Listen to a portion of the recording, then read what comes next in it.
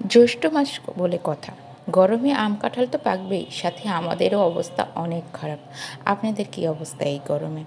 আসসালামু আলাইকুম। আপনারা সবাই কেমন আছেন? আশা করছি সবাই ভালো আছেন। আলহামদুলিল্লাহ, আমিও ভালো আছি। সেদিন মুরগি পরোটা করেছিলাম। মুরগি পরোটা করার জন্য সহজ একটা পদ্ধতি হলো, আপনি যদি রান্না করে থাকেন মুরগি আর যদি বেঁচে যায় কিছু মাংস, তাহলে আপনি সেগুলো দিয়েই মুরগি পরোটা করে ফেলতে পারবেন। অনেক সময় বেঁচে যাওয়া মুরগির তরকারি আর খেতে ইচ্ছে করে না। গরুর মাংস হলে আলাদা, কিন্তু বাসি মুরগির তরকারিটা আর খেতে ইচ্ছে করে না অনেকেরই। সেই ক্ষেত্রে আপনি যদি এইভাবে মুরগির তরকারিটা ব্যবহার করে ফেলেন, তাহলে কিন্তু ভালো মন্দ হয় না। মুরগির পিসগুলো আমি প্রথমে হাড় ছাড়িয়ে চটকিয়ে ঝুড়ো করে নিয়েছিলাম। তারপরও এর মধ্যে কাঁচামরিচ, ধনেপাতা আর বেশি করে পেঁয়াজ দিয়ে দিয়েছিলাম। এভাবে একটু লবণ দিয়ে চটকিয়ে নিয়েছি। তারপর তো দেখতেই পেলেন, আটাটা আমি করে তার মধ্যে পুরটা দিয়ে হালকা হাতে বেলে নিচ্ছি।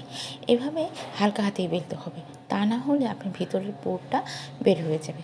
আমি পুর অল্প দিলেও পারতাম, এতে পরোটাটা বেশি একটা মজা লাগবে না। পুরটা একটু বেশি করে দিলে পরোটাটা খেতে অনেক মজা হয়। এই তো আমার পরোটা বেলা হয়ে গিয়েছে, এখন আমি ভাজতে চলে যাব। এই তো ভাজতে চলে এসেছি। পাশের চুলায় আমার চাও হয়ে গিয়েছিল, এখন শুধু আমি পরোটাগুলো ভেজে নেব। পরোটাগুলো আমি আলতো হাতে চেপে চেপে ভেজে নিচ্ছি, আর তেল দিয়ে দেবো একটু বেশি। সচরাচর আমি পরোটাতে বেশি একটা তেল দিই না, কিন্তু এখানে একটু বেশি তেল দেব, কারণ যেহেতু মাঝে মধ্যে খাওয়া হয়, তাই তেল একটু বেশি খেলে কোনো সমস্যা নেই।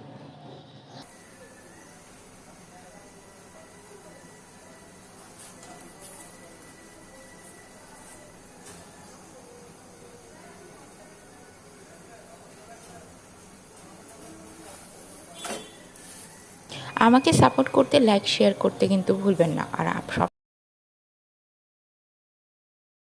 এই তো আমার পরোটা ভাজা হয়ে গেছে, এখন এই তো নাস্তা নিয়ে বসে গিয়েছি। বলবেন পরোটাগুলো কেমন হলো। আজকের মতো আল্লাহ হাফেজ, ভালো থাকবেন সবাই।